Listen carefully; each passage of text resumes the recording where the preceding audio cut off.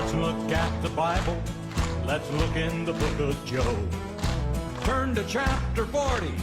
In verse 15 we're told of a mighty creature that Job must have known. In the jungle of the reeds and ferns, Behemoth made his home.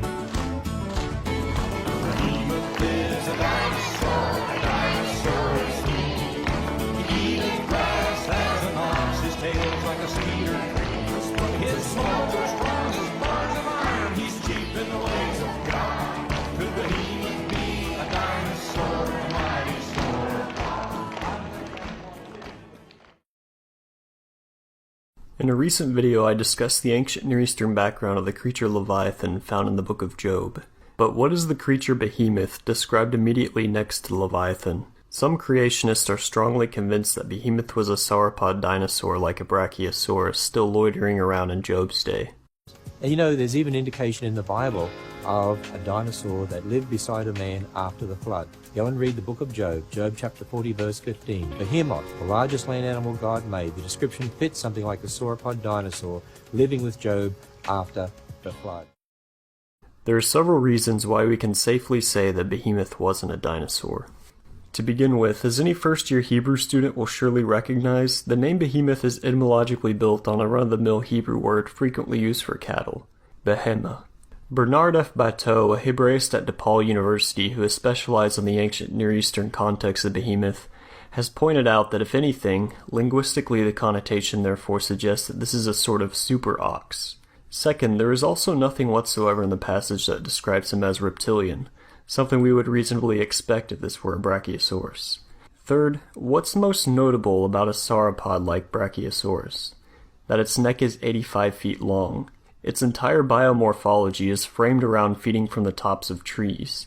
If the author of Job was bragging about a sauropod's features and amazing physical capacity, you would think he would have mentioned these distinctions other than the pitiful line, "He feeds on grass like an ox."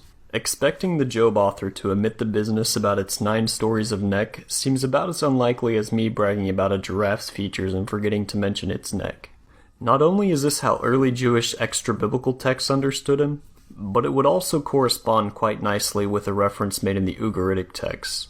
Recall that ancient Ugarit is linguistically the best extra-biblical material we've got for contextualizing ancient Israel's northwest Semitic culture. Quote, "Surely I lifted up the dragon, I destroyed the twisting serpent, the tyrant with the 7 heads. I destroyed Arshu, beloved of El, and put an end to El's calf, Attic."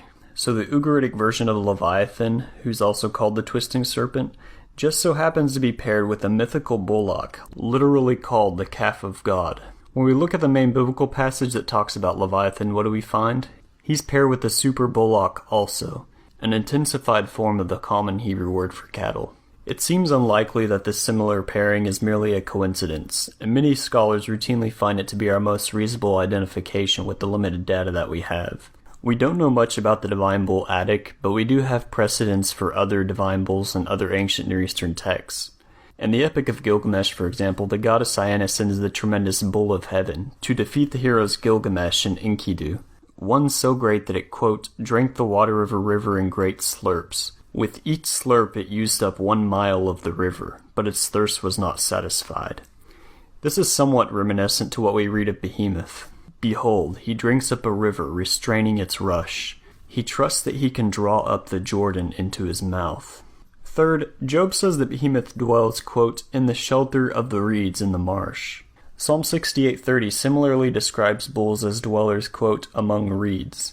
And the Ugaritic texts likewise use a cognate term to describe bulls that inhabited marshy regions. So Behemoth is a supernatural counterpart to Leviathan. The Job passage is trying to teach us a lesson about God's domination over the cosmic order and man's weakness by comparison. Some are adverse to such an interpretation since it means that Job is drawing again on characters from Semitic mythology, but I think this attitude places far too many restrictions on Job's literary genius.